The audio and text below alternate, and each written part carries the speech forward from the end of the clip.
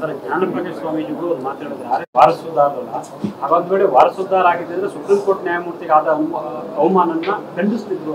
ಖಂಡಿಸಿಲ್ಲ ಅಲ್ಲ ಸರ್, ನಾನು ಅದೇ ಹೇಳ್ತಾ ಇಲ್ವಾ, ಈ ತತ್ವ ಮಹಾತ್ಮ ಗಾಂಧಿ ಅವ್ರಿಗೆ ಬಿಟ್ಟಿಲ್ಲ, ಅಂಬೇಡ್ಕರ್ ಅವ್ರಿಗೆ ಬಿಟ್ಟಿಲ್ಲ, ಚೀಫ್ ಜಸ್ಟಿಸ್ ಆಫ್ ಇಂಡಿಯಾಗೆ ಬಿಟ್ಟಿಲ್ಲ, MM ಕಲಬುರ್ಗಿ ಅವ್ರಿಗೆ ಬಿಟ್ಟಿಲ್ಲ, ಪಾನೇಸರ್ ಅವ್ರಿಗೆ ಬಿಟ್ಟಿಲ್ಲ, ಗೌರಿ ಲಂಕೇಶ್ ಅವ್ರಿಗೆ ಬಿಟ್ಟಿಲ್ಲ. ನನಗೆ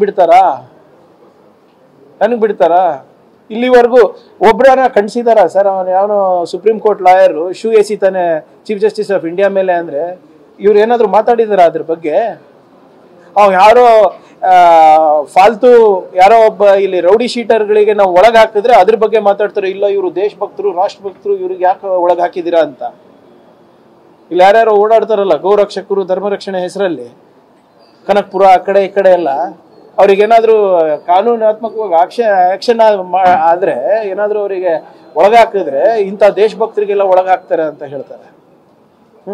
ಆದರೆ ಚೀಫ್ ಜಸ್ಟಿಸ್ ಅವ್ರ ಮೇಲೆ ಏನಾದರೂ ಹಲ್ಲೆ ಆದರೆ ಏನು ಅನ್ನೋದಿಲ್ಲ. ಏನಕ್ಕೆ? ರಾಹುಲ್ ಗಾಂಧಿ ಅವ್ರು ಯಾವ ಪಕ್ಷ? ಖರ್ಗೆ ಅವ್ರು ಯಾರ ಪಕ್ಷ? ಸಿದ್ದರಾಮಯ್ಯನವ್ರು ಯಾರ ಪಕ್ಷ?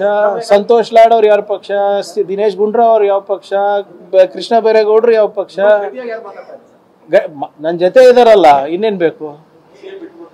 ಹೌದಪ್ಪ, ನನ್ನ ತದ್ವಿರುದ್ಧವಾಗಿ ಮಾತಾಡ್ತಾ ಇದ್ರೆ ಬೇರೆ. ಇದು ಇವರೆಲ್ಲ ನಮ್ಮ ಪಕ್ಷದವ್ರೆ ಅಲ್ವಾ? ಅಲ್ಲ, the entire party ideology cadres are with me.